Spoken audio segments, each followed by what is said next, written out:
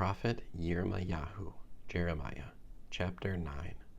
I wish I were out in the desert, in some traveler's lodge. Then I could get away from my people and distance myself from them. Indeed, they are all adulterers, a band of traitors is what they are. They bend their tongues, their bow of falsehood, and hold sway in the land, but not for truth. For they go from evil to evil, and me they do not know, says Adonai. Everyone, be on guard against your neighbor. Don't trust even a brother, for every brother is out to trick you, and every neighbor goes around gossiping. Everyone deceives his neighbor, no one speaks the truth. They have taught their tongues to lie. They wear themselves out with sinning. You inhabit a world of deceit. Deceitfully they refuse to know me, says Adonai. Therefore, says Adonai Sevaot, I will refine them and test them. What else can I do with the daughter of my people? Their tongues are sharpened arrows. With their mouths they speak deceit. They say nice words to their neighbors while inwardly plotting against them. Should I not punish them for these things, asks Adonai? Should I not take vengeance on such a nation? I weep and wail for the mountains, and lament over the desert pastures, because they have been burned up. No one passes through. They no longer hear the sound of cattle. The birds and wild animals have fled, are gone. I will make Yerushalayim a heap of ruins, turn it into a lair for jackals, and make the cities of Yehuda desolate, with no one living there. Who is wise enough to understand this? To whom has the mouth of Adonai spoken, so that he can proclaim it?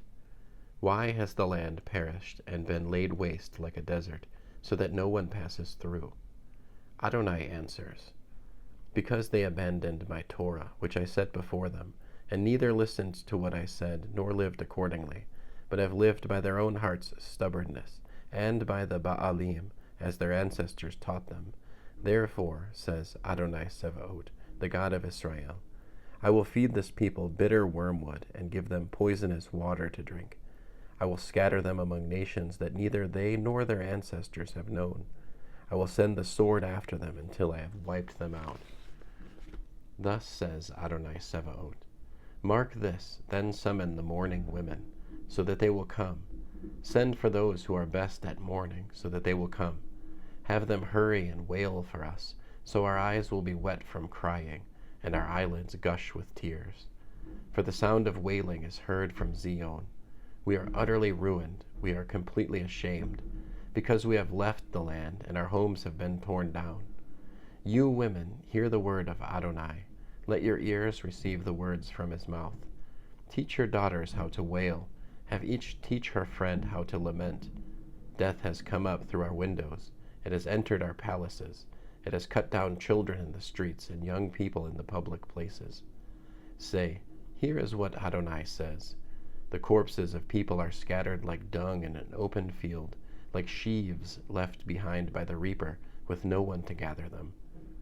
Here is what Adonai says. The wise man should not boast of his wisdom. The powerful should not boast of his power. The wealthy should not boast of his wealth. Instead, let the boaster boast about this, that he understands and knows me, that I am Adonai, practicing grace, justice, and righteousness in the land. For in these things I take pleasure, says Adonai. The days are coming, says Adonai, when I will punish all those who have been circumcised in their uncircumcision, Egypt, Yehuda, Edom, the people of Ammon and Moab, and all those living in the desert who cut the edges of their beard.